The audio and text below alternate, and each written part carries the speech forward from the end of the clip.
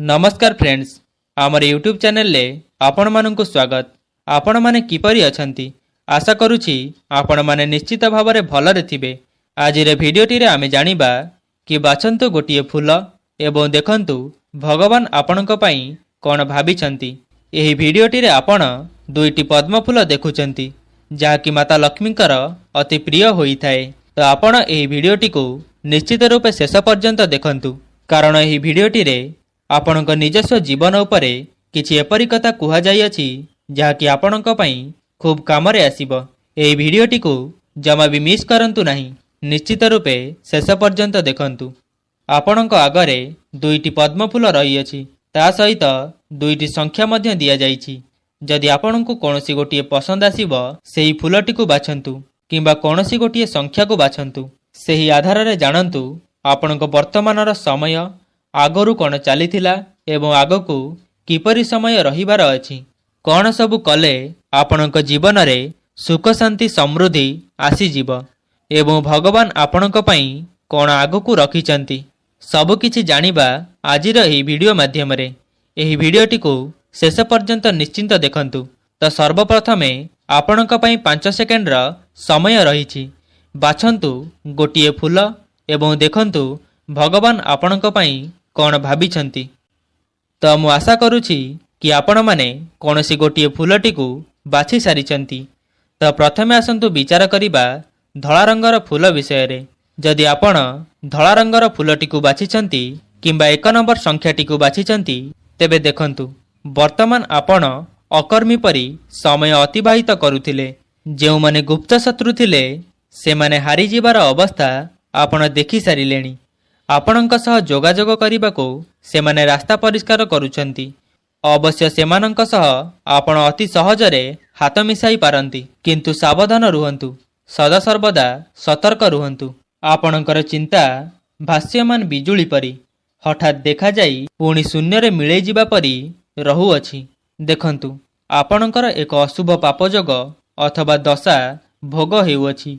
पंडितक सह परामर्श करी सेही अशुभ दशार संधान नेले तार निराकरण करि पारिबे। पारिवारिक शांति मिलिजिब, मानसिक चिंता दूर हेब, पुत्र चिंतारू व्यतीत हेबे नाही एवं स्त्रीक निमंते भोग हेबाकु थिबा खराब समय मध्य दूर होइजिब। सुनंतु वर्तमान आपणक गंतव्य पथ विपदवान होइछि। शत चेष्टा कले मध्य सुफल पाई पारु नाहंती। बहुत घटना रे उद्वेग प्रकाश पाउअछि। आपण एते अस्थिर चित्त जे समस्त क्षेत्र रे हेबाकु थिबा असफलता आपणकु देखा जाउछि। वर्तमान आपणक मनर भाव अलसुआ अटे। एही भाव आरंभ होइतिला गत 5 वर्ष तले, कारण सेही समय रे आपण बारंबार कार्य रे असफलता पई मौन होई जाउथिले। देखंतु समय सदा सर्वदा समान रही न थाए। आपण आउ चिंता करंतु नाही। खूब कम समय मध्य रे ही आपणकर समस्त चिंता दूर हेबार समय आसी जाउछि। किंतु से जहा भी हेउ आपण आउ आगकू अशुभ फल भोग करिबे नाही। तो एबे आसंतु द्वितीय फूल विषय रे चर्चा करिबा कि जदि आपण नाली रंगर फूलटी को बाछिछंती, तो देखंतु वर्तमान आपणक कार्य रे सुफल हेबार संभावना पुणी तार फल विपरीत होइजिब। एपरि दुखरे पड़ी मुंड खराब हेब।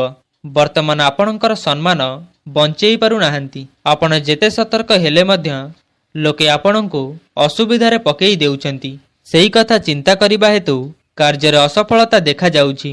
आपण घोर चिंतारे मध्य पडुछंती, कारण कौन हेबो बोली भाबी आपण सदा सर्वदा चिंतित रहुछंती। पुणी आपणकर जो दुख को सेही दुख रहुछि। वर्तमान आपणकर भाग्यदशा निडांबर मध्यम। ग्रह माने आपणक विपक्ष रे जाई बहु समस्या सृष्टि करुछंती।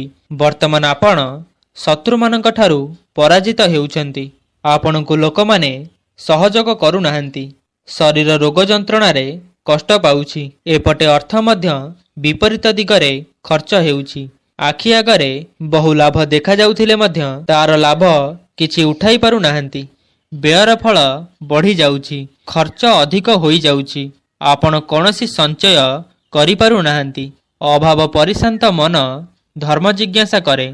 सेथिपाई आपण धर्म कर्म रे खूब मन लगेई देउथिले, किंतु शुभाशुभ गठन करि पारिले नाही, कारण आपणकर ग्रह दशा ନିତ୍ୟାନ୍ତ ଅଶୁଭ ହିଁ ଚାଲିଥିଲା। ସେଥିପାଇଁ ଏପରି କିଛି ଆପଣଙ୍କୁ ଭୋଗିବାକୁ ପଡ଼ିଛି।